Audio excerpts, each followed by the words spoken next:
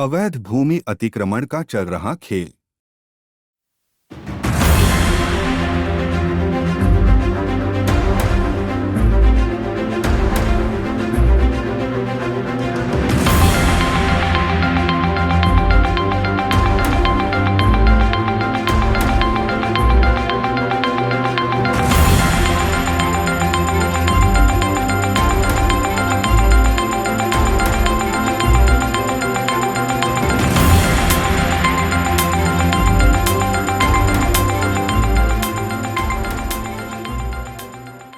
बोकाजान महकमा के खटखटी थानांतर्गत लाहरीजान में भू माफियाओं का वर्चस्व बरकरार दिख रहा है।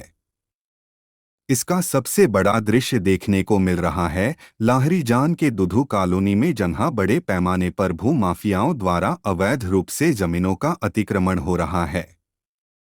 बताते चले कि सन 2022 से 23 में कार्बी अंगलांग स्वायत्त शासी परिषद प्राधिकरण ने दुधू कॉलोनी में न्यायालय के आदेशानुसार जिस जमीन को अवैध कब्जे से मुक्त कराया था, पुनः उसी जमीन को दलालों के माध्यम से भू माफिया जमीन को कब्जा कर लोगों को आवंटन करा रहे हैं।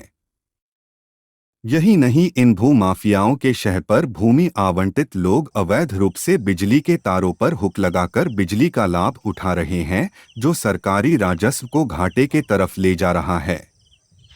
ऐसे में वर्तमान सरकार को इस पर ध्यान देने की जरूरत है।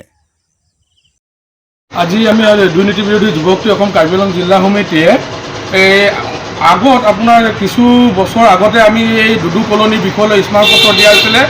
বিদ্যুৎ চুৰি আৰু যিসকল উচ্ছেদ এবাৰ নহয় দুবাৰকৈ আপোনাৰ দুদু কলনী লাহৰীজানত দুবাৰকৈ হৈছে উচ্ছেদ অভিযান, কিন্তু উচ্ছেদ অভিযান হোৱাৰ পিছতো আমি তাত আপোনাৰ কি হৈছে, বহিৰাগত আহি তাত ঘৰ বনাই ৰাতিৰ ভিতৰতে আপোনাৰ বহু সংখ্যা লোকে তাত বসবাস কৰিছে। আৰু তেওঁলোকে এনেকুৱা কৰিছে, লাইনৰ আপোনাৰ বিদ্যুৎসমূহ চোৰাংভাৱে তেওঁলোকে এইটো আপোনাৰ লগাই আছে। এইটো বিষয়লৈ আমি আপোনাৰ সংবাদ মাধ্যমত এবাৰ নহয় বাৰম্বাৰ কৈ আছোঁ, কিন্তু আজিলৈকে আপোনাৰ তেওঁলোকৰ বিদ্যুতৰ কৰ্তৃপক্ষসকলে যেনেধৰণৰ ব্যৱস্থা ল'ব লাগিছিলে, কিন্তু আজিলৈকে লোৱা দেখা নাই আমি। আৰু আমি দুৰ্নীতি বিৰোধী যুৱশক্তি অসম আৰু লগতে আমি দুটাকৈ জাতীয় সংগঠনো আছিলে, সেই জাতীয় সংগঠন দুটাই তেওঁলোকক কি কৰিছিলে, অভিযোগ দাখিল কৰিছিলোঁ আমি।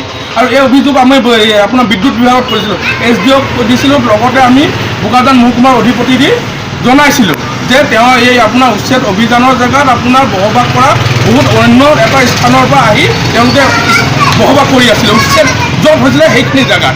কিন্তু এতিয়ালৈকে দেখা পোৱা গৈছে তেওঁলোকৰ কোনো ধৰণৰ ব্যৱস্থা গ্ৰহণ কৰা নাই। আৰু এতিয়া আমি আজি আমি শুনিছোঁ বোকাজান পাব্লিক টিভি অসমে এটা আপোনাৰ বাতৰি তেওঁলোকে সম্প্ৰচাৰ কৰিছিলে, এইটো বিদ্যুতৰ বিভাগলৈ তেওঁ কি কৰিছে, ভাবুকি দিছে। এইটো কিন্তু আপোনাৰ এইটো চতুৰ্থ যিটো বাতৰি প্ৰকাশ দিছে, এইটো আমি তীব্ৰভাৱে গৰিহণা দিছোঁ। কেলৈ তেওঁলোকৰ আপোনাৰ যিকোনো দুৰ্নীতিৰ ভিতৰত আপোনাৰ দুৰ্নীতিৰ বাতৰি প্ৰচাৰ কৰাৰ সময়ত কোনোবা এটাই আপোনাৰ তৃতীয় ব্যক্তি আহি দম ভাবুকি দিবলৈ, এইটো আমি তেওঁক তীব্ৰভাৱে গৰিহণা দিছোঁ। আৰু যদি অনাগত দিনত এনেধৰণৰ তেওঁ ভাবুকি দিয়ে আমি এজাহাৰ দিবলৈ বাধ্য হ'ম।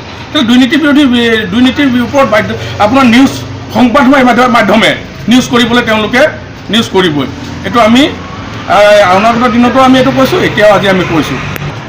আচলতে দুদু কলনী আপোনাৰ যি স্থানৰ আপোনাৰ যুৱক এটা একদম আপোনাৰ যুৱক এজনে তেওঁ কি হ'ল, বোকাজান পাব্লিক টিভি অসমক এই বাতৰি সাংবাদিকক বাতৰি প্ৰচাৰ কৰিব যাওঁতে যি বাতৰি ওলাইছে, সেই বাতৰি তেওঁলোকে কি কৰিছে, ভাবুকি দিছে।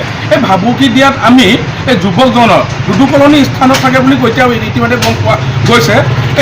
এই লোকজনক আমি তীব্ৰভাৱে গৰিহণা দিছোঁ। যদি অনাগত দিনত এনেধৰণৰ বাতৰি তেওঁলোকে কৰিব যায় বা বাতৰি কৰিবলৈ যাওঁতে তেওঁলোকে অসুবিধা দিয়ে, কিন্তু আমি এনেধৰণৰ বহি নাথাকোঁ। যেনেধৰণৰ ব্যৱস্থা ল'বলগীয়া থাকে আমি ল'বলৈ